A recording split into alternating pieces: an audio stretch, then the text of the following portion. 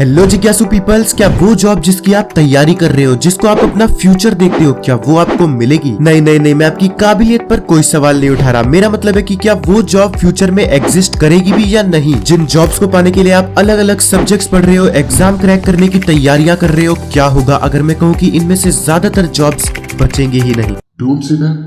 No.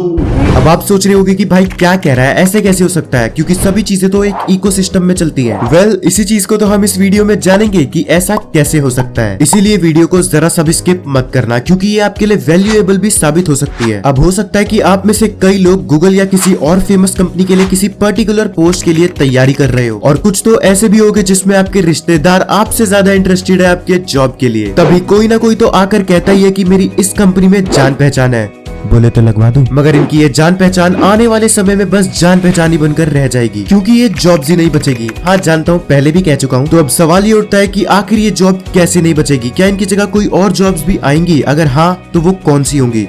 Let's find out. अब इसमें तो कोई शक नहीं कि जिस तेजी से हम काम कर रहे हैं, उसी तेजी के साथ टेक्नोलॉजी भी डेवलप हो रही है। Oxford University economist doctor Carl Frey और डॉक्टर माइकल ऑसबॉर्न का अंदाजा है कि आज 40% काम जो कि आम लोग करते हैं वो 2050 तक ऑटोमेटिक हुआ करेगा, और बची कुछ जॉब्स में से ज्यादातर पार्ट टाइम होंगी। आज नई नई टेक्नोलॉजीज हमारे काम करने के तरीके को बदलती जा रही है। जिस तरह से आज हम काम कर रहे हैं वो सब तो मशीन ही संभाल लिया करेंगे। अब आप खुद ही सोचो कि एक कंपनी मशीन और वर्कर्स में से किसको चुनेगी? वर्कर्स काम करने में आलसी हो सकते हैं, स्ट्राइक कर सकते हैं, और टाइम टू टाइम प्रमोशन भी चाहिए, लेकिन एक रोबोट को नहीं। इनको बस इनकी मेंटेनेंस के लिए कोई लगेगा, जिससे कम से कम थोड़ी सी जॉब्स तो क्रिएट होंगी ही। यूके से emerging technology director of innovation call mason, इनका मानना है कि आने वाले समय में जॉब लेना सर्वाइवल करने जैसा होगा। लोगों को सिर्फ किसी एक जॉब पर डिपेंड न रहकर अलग अलग जॉब्स के लिए स्किल्स डेवलप करते रहनी पड़ेंगी। आज के टाइम में जैसी जॉब सिक्योरिटीज है 2050 में शायद ही हो, क्योंकि कंपनी एक पर्टिकुलर काम के लिए किसी स्किल्ड बंदे को उठाएगी,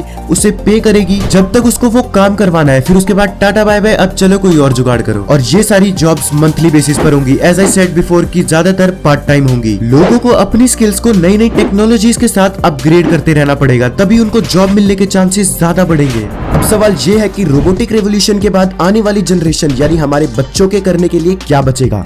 At least we are safe. नहीं भाइयों, हम भी सेफ नहीं है, क्योंकि चीजें अभी से ही बदलनी शुरू हो गई है। चाहे काम कोई सफाई करने का हो या किसी कुर्सी पे बैठे बैठे अपने अंडर लोगों को मैनेज करने का हो, सब कुछ ये आर्टिफिशियल इंटेलिजेंस एफिशिएंटली कर सकती है। अगर आपको इसका पास्ट एग्जांपल लेना है तो पहले आपके लेटर्स को पोस्टमैन डिलीवर करा करते थे, लेकिन उनकी जॉब चली गई है ईमेल जैसी टेक्नोलॉजीज की वजह से। और ऐसी कई सिचुएशंस आपको आने वाले समय में कई सेक्टर्स में देखने को मिलेगी, जहां ड्राइवर जैसी जॉब्स तो अभी से ही खतरे में है, क्योंकि 2025 से पहले पहले ड्राइवरलेस जैसी कार्स का ज्यादा मात्रा में यूज होना शुरू हो जाएगा। अभी धीरे धीरे ज्यादातर जॉब्स आईटी सेक्टर की तरफ डाइवर्ट होती जा रही है। पिछली जनरेशन ने ऐसा सोचा भी नहीं होगा कि आने वाले फ्यूचर्स में ऐसी जॉब्स देखने को मिलेगी। वर्ल्ड इकोनॉमिक फोरम के मेंबर ऑफ एग्जीक्यूटिव कमेटी का कहना है कि इस नई दुनिया में विनर्स और लूजर्स होंगे, जहां लोग नई स्किल्स को तुरंत ही सीख लिया करेंगे, और बेहतर सिस्टम्स होंगे ये जानने के लिए कि कौन एक पर्टिकुलर जॉब के लिए स्किलफुल है और कौन नहीं। अब जाहिर सी बात है कि कई जॉब्स जाएंगी तो उनकी रिप्लेसमेंट भी आएगी, और हर एक देश की सरकार को ये प्लान करना जरूरी है कि जॉब्स कैसे क्रिएट करनी है। और अभी अपकमिंग फ्यूचर में ज्यादातर जॉब्स फोकस्ड होने वाली है complex decision making using creativity, leadership और सेल्फ मैनेजमेंट की तरफ। अभी के समय से ही डेटा इंफॉर्मेशन कितनी ज्यादा इंपॉर्टेंट चीज है, इससे लोग किसी का भी फ्यूचर प्रेडिक्ट कर सकते हैं। इसीलिए डेटा साइंटिस्ट भी एक हाई डिमांडिंग जॉब है। वेस्ट मैनेजमेंट भी अच्छा ऑप्शन है, और सबसे इंपॉर्टेंट मशीन लर्निंग, जो कि आने वाले समय में कई जॉब्स क्रिएट करेगा। बेसिकली रोबोट से रिलेटेड हर सेक्टर ग्रो होने ही वाला है। ये तो हुई रिसेंट फ्यूचर की जॉब्स, लेकिन 2050 में जॉब्स कैसी होंगी इसे काफी हद तक प्रेडिक्ट करना मुश्किल है। लेकिन यकीन से कह सकता हूँ कि उस समय भी साइंटिस्ट और रिसर्चर्स जैसी जॉब परमानेंट होगी। तो अगर आप कोई स्टूडेंट हो तो सोच समझ के फ्यूचर प्रिडिक्ट करते हुए अपने इंटरेस्ट के साथ आगे बढ़ना, नहीं तो घोड़े की रेस में तो सभी दौड़ रहे हैं। आपका कोई सवाल हो तो कमेंट जरूर करना, हम हर एक का रिप्लाई जरूर करेंगे। और ऐसी वॉइस के लिए माफ कर देना, क्योंकि आजकल गला थोड़ा खराब है। अगर वीडियो इन्फॉर्मेटिव लगी तो इसे लाइक करके अपने दोस्तों के साथ भी शेयर करना, क्योंकि इससे आपके ज्ञान के समुद्र का सी लेवल और बढ़ेगा। मिलते हैं जल्दी नेक्स्ट वीडियो में किसी वैल्यूएबल वीडियो के साथ, तब तक के लिए stay safe and keep learning.